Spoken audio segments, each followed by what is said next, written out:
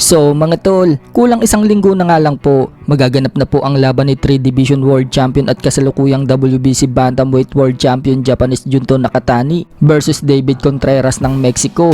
Itataya nga po dyan ni Nakatani mga tol ang kanyang titulo. At pangatlong depensa na po yan ng kanyang WBC belt. So nagpakita nga po na malalakas na suntok itong si Nakatani mga tol sa isinagawa nitong media workout noong nakalipas na araw. Parang si Inoue nga rin po itong si Nakatani mga tol na sa tuwing may laban, marami ang nagkakaber sa public practice niya. Pero sinasabi po ng karamihan na hindi umano madaling laban para kay Nakatani itong si Contreras. Bukod daw kasi sa isang Meksikano itong si Contreras, alam naman daw natin na kapag lumaban daw ang mga Meksikano, talagang nakikipagpatayan daw ito sa ibabaw ng ring. At isang undefeated fighter din po itong Meksikano na may record na 28-0 with 18 knockouts. Bukod pa dyan mga tol, kung sa mga laban daw ni Nakatani, siya daw ang laging pinakamalaki at matangkad dahil may height si Nakatani na 5'8", pero ngayong laban niya mga tol, mas mataas pa sa kanya ang Meksikano.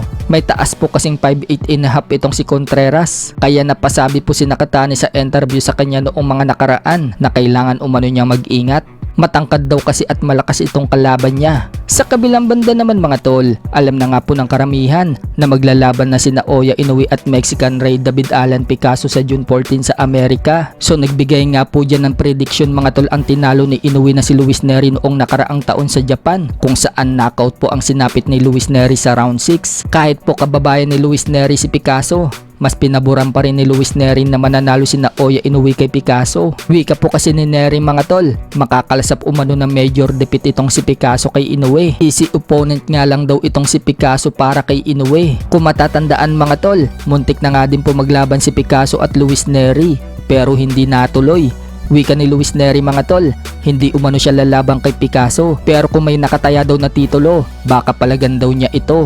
So kaya siguro mga tol pinili ni Luis Nery si Inoue na mananalo kay Picasso dahil may hindi pagkakaunawaan itong si Nery at Picasso. Nagbitaw po kasi ng salita si Nery mga tol, bago daw niya irespeto itong si Picasso, irespeto muna daw siya. Sa iba pang balita mga tol, naging matagumpay nga po itong si heavyweight Jared Anderson sa pagbabalik niya sa ibabaw ng ring noong Sabado. Napalaban nga po siya sa undercard ni Keishan Davis versus Dennis Berencek. Bagamat nanalo itong si Jared Anderson mga tol sa laban niya kontra dito kay Mario Scollas, kung saan tinalo niya ito sa pamamagitan ng unanimous decision. Sinasabi po ng karamihan mga tol na nawala na umano ang bagsik ni Anderson mula daw na makalasap ito ng kauna-unahang talo sa kamay ni Martin Bakuli sa laban nila noong nakaraang taon. Knockout po kasi ang sinapit ni Anderson mga tol sa round 5, kaya sa pagbalik daw nito sa ring noong Sabado, hindi pa rin daw nito makalimutan ang sinapit niyang knockout. Takot na takot daw ito sa tuwing tatamaan at baka maulit daw naman knockout siya.